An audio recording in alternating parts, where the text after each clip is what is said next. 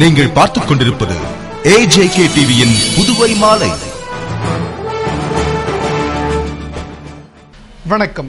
புதுவை முதலியார்பேட்டையில் பரோலில் வந்து தலைமறைவான கைதியை 11 மாதங்களுக்கு பிறகு உறவினர் வீட்டில் தனிப்படை போலீசார் கைது செய்தனர். புதுவை முதலியார்பேட்டை வானராப்பேட்டையைச் சேர்ந்த மொக்கரவி என்பவன் கடந்த 2001ஆம் ஆண்டு டெம்போ ஓட்டுநர் சகாயராஜ் கொலை வழக்கில் ஆயுள் தண்டனை விதிக்கப்பட்டு காலாப்பட்டு சிறையில் இருந்தான். அவன் கடந்த 2012ஆம் ஆண்டு மார்ச் மாதம் 24ஆம் தேதி உடல்நிலை பாதிக்கப்பட்டிருந்த தனது தாயை பார்க்க சிறையில் இருந்து 3 நாள் பரோலில் வந்து திடீரென தலைமறைவாகிவிட்டான். 3 நாள் கழித்து சிறைக்கு அழைத்துச் செல்ல வந்த சிறை ஊழியர்கள் அவன் தலைமறைவாகிவிட்டதை அறிந்து முதலியார்பேட்டை காவல் நிலையத்தில் புகார் அளித்தனர். இதையடுத்து மொக்கரவியை பல்வேறு இடங்களில் போலீசார் தேடினர். அவன் போலீசாருக்கு சிக்காததால் தனிப்படை அமைத்து தீவிரமாக தேடி வந்த நிலையில் வானராப்பேட்டையில் தனது நண்பர் வீட்டுக்கு மொக்கரவி வந்திருப்பதாக ரகசிய தகவல் கிடைத்து அங்கு இன்ஸ்பெக்டர் மாறன் தலைமையிலான போலீசார் விரைந்து சென்று அவனை மடக்கி பிடித்தனர். பின்னர் காவல் நிலையத்திற்கு அழைத்து வந்து நடத்திய விசாரணையில் அவன் 11 மாதங்களாக சேலத்தில் தங்கி வேலை செய்து வந்ததும் தற்போது மனைவி உறவினர்களை பார்க்க வந்ததும் தெரிய வந்தது. இதையடுத்து அவனை நீதிமன்றத்தில் ஆஜர்படுத்தி சிறையில் அடைத்தனர். புதுவையில் பெட்ரோல் விலை லிட்டருக்கு ₹1.76 டீசல் விலை லிட்டருக்கு 53 காசாக உயர்த்தப்பட்டுள்ளது. சர்வதேச சந்தை நிலவரத்திற்கு ஏற்ப பொதுத்துறை எண்ணெய் நிறுவனங்கள் பெட்ரோல், டீசல் ஆகியவற்றின் விலையை அவ்வப்போது மாற்றி அமைத்து வருகின்றன. அதன்படி ஜனவரி மாதம் பெட்ரோல் விலையை லிட்டருக்கு 25 காசுகள் குறைக்கப்பட்டது. டீசல் விலை லிட்டருக்கு 45 காசுகள் உயர்த்தப்பட்டது. மேலும் தற்பொழுது சர்வதேச சந்தையில் கச்சா எண்ணெயின் விலை உயர்ந்து இருப்பதால் பொதுத்துறை எண்ணெய் நிறுவனங்கள் பெட்ரோல் விலையை லிட்டருக்கு ₹1.50 டீசல் விலையை 45 காசுகளும் உயர்த்தியுள்ளது. இந்த விலை உயர்வு உள்ளூர் விற்பனை வரி, வாட் வரி நீங்கலானது என்பதால் அந்த வரிகளையும் சேர்த்து புதுவையில் பெட்ரோல் விலை லிட்டருக்கு ₹1.76 டீசல் விலை லிட்டருக்கு 53 காசுகளும் உயர்த்தப்பட்டன. இந்த விலை உயர்வு நள்ளிரவு முதல் அமலுக்கு வந்தது. அதன்படி பெட்ரோல் லிட்டர் ₹67.80 என்றும் டீசல் ₹50.14 என விற்கப்படுகிறது. புதுவை திருக்கனூர் அருகே நகைக்கடை சுவற்றில் துளை போட்டு கொள்ளையடிக்க முயற்சி செய்த மர்ம நபர்களை போலீசார் தீவிரமாக தேடி வருகின்றனர்.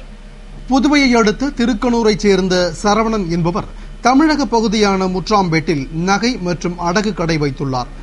அங்கு பக்கத்தில் உள்ள மாட்டுத் தீவன கடை உரிமையாளர் குப்புசாமி வழக்கம்போல் கடையை திறக்க வந்தபோது கடை பூட்டு உடைக்கப்பட்டு இருப்பதை கண்டு அதிர்ச்சி அடைந்து உள்ளே சென்று பார்த்தபோது தமது கடைக்கும் நகை கடைக்கும் இடையில் உள்ள சுவற்றில் துளையிட்டு இருந்தது. இதுகுறித்து காவல் நிலையத்திற்கு தகவல் அளித்ததும் கண்டமங்கலம் போலீசார் விரைந்து வந்து கடையை பார்வையிட்ட போது நகை கடையில் லாக்கரை உடைக்க முயற்சி நடந்திருப்பது தெரியவந்தது. ஆனால் லாக்கரை உடைக்க முடியாததால் அதிர்ஷ்டவசமாக அதிலிருந்து 50 லட்சம் ரூபாய் மதிப்பிலான நகைகள் தப்பின. மேலும் நடத்திய விசாரணையில் நகைக்கடை பின்பகுதி சுவற்றில் முதலில் துளையிட முயற்சி செய்ததும் பின்னர் கொள்ளையர்கள் சுவற்றில் கம்பிகள் இருந்ததால் தோல்வியடைந்து 2வது முயற்சியாக கடை பூட்டை உடைக்க முயன்று அதுவும் முடியாமல் நகைக்கடையை அடுத்துள்ள மாட்டு தீவன கடையை உடைத்து உள்ளே புகுந்து சுவற்றில் துளையிட்டு நகை கடைக்குள் புகுந்திருப்பது தெரிய வந்தது. இந்த துணிகர கொள்ளை முயற்சியில் 5 பேர் கொண்ட கும்பல் ஈடுபட்டு இருக்கலாம் என சந்தேகித்த போலீசார் கைரேகை நிபுணர்களை வரவழைத்து ரேகைகளை பதிவு செய்து மர்ம நபர்களை தேடி வருகின்றனர். மேலும் இந்த கடை தமிழக புதுவை எல்லைப் பகுதியில் அமைந்திருப்பதால் திருக்கனூர் போலீசாரும் விசாரணை மேற்கொண்டு வருகின்றனர். இச்சம்பவம் அப்பகுதியில் பெரும் பரபரப்பை ஏற்படுத்தியுள்ளது. பணி நீக்கம் செய்யப்பட்ட ஊழியர்களுக்கு மீண்டும் பணி வழங்க கோரி வரும் 18ஆம் தேதி மாபெரும் கண்டன பேரணி நடத்த உள்ளதாக சங்கத் தலைவர் தெரிவித்துள்ளார். புதுவை அரசு பணி நீக்கம் செய்யப்பட்ட ஊழியர் சங்க தலைவர் சரவணன் செய்தியாளர்களுக்கு அளித்த பேட்டியில் கடந்த ஆட்சியில் பல்வேறு துறைகளில் பணியமர்த்தப்பட்ட 4000 ஊழியர்களை தற்போதைய அரசு பணி நீக்கம் செய்தது. எனவே மீண்டும் பணி வழங்க கோரி சங்கம் சார்பில் பலமுறை போராட்டம் நடத்தியும் முதலமைச்சரிடம் முறையிட்டும் பணி வழங்கப்படாததால் சட்டமன்றத்தில் அறிவித்தபடி பணி அளிக்க கோரி கடந்த 2ஆம் தேதி முதலமைச்சரை சந்திக்க சென்றபோது கடுமையாக தாக்கப்பட்டதாகவும் இந்நிலையில் பணியில் அமர்த்த வலியுறுத்தி வரும் 18ஆம் தேதி மாபெரும் கண்டன பேரணி நடத்த முடிவு செய்துள்ளதாகவும் பேரணி முடிவில் மத்திய இணையமைச்சர் நாராயணசாமி, முன்னாள் முதலமைச்சர் வைத்திலிங்கம் ஆகியோர் கண்டன உரை ஆற்றுகின்றனர் என்று தெரிவித்த அவர் மேலும் 18ஆம் தேதிக்குள் பணி வழங்கும் ஆணையை அரசு உறுதி செய்யாவிட்டால் 20ஆம் தேதி நடைபெறும் மாநாட்டில் முதல்வர் ரங்கசாமியை முற்றுகையிட உள்ளதாக அவர் கூறினார். புதுவை ஆளும் ரங்கசாமி அரசு ஆட்சிக்கு வந்த உடனேயே 4000 அரசு ஊழியர்களை பணி நீக்கம் செய்தார். பல கட்ட போராட்டங்களை எங்களது சங்கமும் எதிர்க்கட்சியின் துணையோடும் நடத்தியதன் வாயிலாக 2 முறை சட்டமன்றத்திலே மீண்டும் பணியமர்த்துவதாக உறுதியளித்திருந்தார். அதன் அடிப்படையிலே எங்களுடைய வேலையை உறுதி செய்கின்ற வகையிலும் எங்களது போராட்டத்தின் உச்சத்தை வெளிப்படுத்துகின்ற வகையிலும் எதிர்வரும் 18ஆம் தேதி அன்று ஒரு மாபெரும் கண்டன பேரணியை நாங்கள் நடத்துவதாக திட்டமிட்டிருக்கின்றோம். இந்த பேரணியிலே 4000 ஊழியர் குடும்பங்களும் பங்கு பெற்று, அது மட்டுமல்லாமல் அத்தனை எதிர்க்கட்சிகளும் ஆதரவோடு ஒரு பெருமளவிலே இந்த போராட்டத்தை நடத்துவதாக திட்டமிட்டு, அதே சமயத்தில் இந்த தொழிலாளர் வர்க்கத்திலே அன்றைக்கு ஒரு கருப்பு தினமாக அனுசரித்து ஒரு கருப்பு போராட்டமாக, ஒரு கண்டன போராட்டமாக இதை நடத்துவதாக திட்டமிட்டிருக்கின்றோம். அதன் அடிப்படையில் நம்முடைய மாண்புமிகு மத்திய இணையமைச்சர் அவர்களும் இதில் கண்டன உரை நிகழ்த்த இருக்கின்றார். மரியாதைக்குரிய முன்னாள் முதலமைச்சர் அவர்கள் எங்களை வழிநடத்த இருக்கின்றார். அத்தனை எதிர்க்கட்சி தலைவர்களும் இதில் பங்கு கொள்ள இருக்கின்றார்கள். அந்த 18ஆம் தேதி அளவில் அந்த போராட்டத்தின் இறுதியிலே முதலமைச்சர் எங்களிடத்தில் பேசி இந்த 4000 ஊழியர்களுக்கும் அன்றைய தினத்தே இந்த வேலையை உறுதி செய்யவில்லை என்று சொன்னால் எதிர்வரும் அவருடைய அந்த கட்சி மாநாட்டிலே இந்த 4000 ஊழியர்களும் ஒன்று திரண்டு முதலமைச்சரை முதலிலே இந்த 4000 ஊழியர்களுக்கு என்ன பதில் என்று சொல்லிவிட்டு நீங்கள் மாநாட்டை நடத்துங்கள் என்று ஒரு பெரிய நெருக்கடியை நாங்கள் அங்கே கொடுக்கவிருக்கின்றோம். பேட்டியின் போது தலைமை குழு நிர்வாகிகள் பாஸ்கரன், அன்பு, ஆறுமுகம் உள்ளிட்டோர் உடனிருந்தனர். புதுவை முத்தியால்பேட்டை சின்னாத்தா அரசு மேல்நிலைப் பள்ளியில் 10ஆம் வகுப்பு மாணவிகளுக்கு 1 மதிப்பெண் சிறப்பு பயிற்சி தேர்வு நடத்தப்பட்டது. புதுவை முத்தியால்பேட்டை சின்னாத்தா அரசு பெண்கள் மேல்நிலைப் பள்ளியில் சாம்பியன்ஸ் கிளப் மற்றும் பிம்ஸ் கல்வி அகாடமி சார்பில் 10ஆம் வகுப்பு பயிலும் மாணவர்களுக்கு 1 மதிப்பெண் சிறப்பு பயிற்சி மாதிரி தேர்வு நடத்தப்பட்டது. பள்ளி முதல்வர் லைலாவதி தலைமையில் கிளப் தென் மண்டல அமைப்பாளர் முத்துராமன், அகாடமி இயக்குனர் பார்த்திபன் முன்னிலையில் நடைபெற்ற நிகழ்ச்சியில் ஆசிரியர்கள், கிளப் நிர்வாகிகள், அகாடமி நிர்வாகிகள் மற்றும் உறுப்பினர்கள் பங்கேற்றனர். இதில் 100க்கும் அதிகமான மாணவர்கள் பங்கேற்று ஆர்வமுடன் தேர்வு எழுதினர். புதுவையில் தமிழ் மொழி பேசும் அதிகாரியை நிதித்துறை செயலராக நியமனம் செய்ய வேண்டும் என்று பாட்டாளி மக்கள் கட்சி வலியுறுத்தியுள்ளது. இதுகுறித்து பாட்டாளி மக்கள் கட்சியின் மாநில செயலாளர் அனந்தராமன் விடுத்துள்ள செய்திக்குறிப்பில், புதுவையில் நிதித்துறை செயலரிடம் பல திட்டங்களுக்கான கோப்பு இசைவு பெறாத காரணத்தால் திட்டங்கள் முடங்கியுள்ளது. குறிப்பாக முதியோர் ஓய்வூதியம், ஊனமுற்றோர் உதவித்தொகை, பல துறைகளில் 3 மாதம் 4 மாத சம்பளம் போன்றவை நிலுவையில் உள்ளது. இப்படிப்பட்ட செயற்கையான நிதி பற்றாக்குறையை உருவாக்கி அரசிற்கு களங்கம் விளைவிக்கின்ற ஒரு செயலில் நிதித்துறை செயலர் ஈடுபட்டு இருப்பது வன்மையாக கண்டனத்திற்குரியது.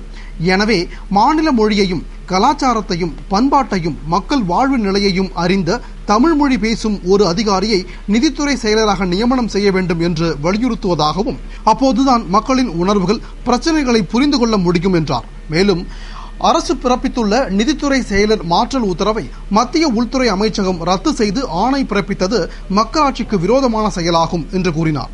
தொடர்ந்து நிதி பற்றாக்குறையால் பல திட்டங்கள் புதுவையில் முடங்கி இருப்பதற்கு மத்திய அரசு கொண்டு வந்த 6வது சம்பள குழு பரிந்துரை முக்கிய காரணம் என்பதால் 6வது ஊதிய குழு கூட்டத்திற்கு பின் சம்பளம் உள்ளிட்ட செலவு 2 மடங்காக உயர்ந்துள்ளது. ஆகையால் பற்றாக்குறை 619 கோடியாக உள்ளது. எனவே மத்திய அரசு வழங்க வேண்டிய தொகையை உயர்த்தி அளிக்க வேண்டும். மேலும் சுங்கவரி பங்கினையும் வருமான வரி பங்கீட்டையும் போர்க்கால அடிப்படையில் வழங்கிட வேண்டும். புதுவை மக்களால் தேர்ந்தெடுக்கப்படும் அரசுக்கு உரிய அதிகாரம் தருகின்ற மாநில அந்தஸ்து வழங்கிட வேண்டும் என்று அவர் கூறியுள்ளார். புதுவை திருக்கனூர் அருகே நடைபெற்ற கலவரத்தில் போராட்டம் செய்த 43 பேர் கைது செய்யப்பட்டனர். மேலும் 122 பேர் மீது வழக்கு பதிவு செய்யப்பட்டுள்ளது. புதுவை திருக்கனூர் அடுத்த சுத்துக்கேணி பகுதியில் திருமண போஸ்டர் ஒட்டியது தொடர்பாக இரு பிரிவினருக்கிடையே ஏற்பட்ட பிரச்சினை மாணவர்களிடையே மோதலாக மாறி பின்னர் கலவரமாக மாறியது. இதில் மாணவர்களின் பெற்றோர் மற்றும் உறவினர்கள் திரண்டு வந்து வீடுகளை அடித்து நொறுக்கினர். வீடுகளில் இருந்த பொருட்களை சூறையாடியும் வாகனங்களை எரித்து ஒருவருக்கொருவர் தாக்கிக் கொண்டதில் பலர் காயமடைந்து மருத்துவமனையில் சிகிச்சை பெற்று வருகின்றனர். இதற்கிடையில் கலவரம் தொடர்பாக இரு தரப்பினர் அளித்த புகாரின் அடிப்படையில் 122 பேர் மீது போலீசார் வழக்கு பதிவு செய்தனர். மற்றும் பதற்றம் நிலவுவதால் காவல் உயர் அதிகாரிகள், IRP போலீசார், ஆயுதம் ஏந்திய போலீசார் தீவிர ரோந்து பணியில் ஈடுபட்டு வருகின்றனர். பதற்றம் காரணமாக சந்தை புதுக்குப்பம், காட்டேரிக்குப்பம், சுத்துக்கேணி ஆகிய கிராமங்களுக்கு பேருந்து மற்றும் வாகன போக்குவரத்து நிறுத்தப்பட்டது. இதனிடையே கலவரத்திற்கு காரணமானவர்களை கைது செய்ய வலியுறுத்தி போராட்டத்தில் ஈடுபட்ட 43 பேரை போலீசார் கைது செய்தனர் மற்றும் அந்த கிராமங்களில் அமைதி திரும்புவதற்கான நடவடிக்கைகள் எடுக்கப்பட்டு வருகின்றன. புதுவை சந்தை புதுக்குப்பம் கலவரம் நடைபெற்ற பகுதியில் சேத மதிப்பை வருவாய் மற்றும் காவல்துறை அதிகாரிகள் வீடு வீடாக சென்று கணக்கெடுத்து வருகின்றனர். புதுவை திருக்கனூர் அருகே சந்தை புதுக்குப்பத்தில் இரு தரப்பினரிடையே ஏற்பட்ட கோஷ்டி மோதலில் பல வீடுகள் எரிக்கப்பட்டது. வீட்டில் இருந்த பொருட்கள் சூறையாடப்பட்டது மற்றும் 10க்கும் மேற்பட்ட இருசக்கர வாகனங்கள் எரிக்கப்பட்டது. இந்நிலையில் வருவாய் மற்றும் காவல்துறை அதிகாரிகள் கலவரத்தில் ஏற்பட்ட சேதங்களை பார்வையிட்டு அதன் மதிப்பை கணக்கெடுத்து வருகின்றனர். அவர்கள் பாதிக்கப்பட்ட வீட்டின் உரிமையாளர் பெயருடன் வீட்டில் சேதமடைந்த பொருட்களின் மதிப்பை கணக்கெடுத்ததில் இதுவரை 20 லட்சம் ரூபாய் மதிப்பிலான பொருட்கள் சேதமடைந்தது என்றும், மேலும் ஒரு மளிகை கடையில் 50,000 ரூபாய் மதிப்புள்ள பொருட்கள் மற்றும் கல்லாப்பெட்டியில் இருந்த 15,000 ரூபாய் சூறையாடப்பட்டதை அறிந்தனர். தொடர்ந்து மீதமுள்ள பகுதியில் கணக்கெடுத்து வருகின்றனர். இத்துடன் செய்திகள் நிறைவடைந்தன. வணக்கம்.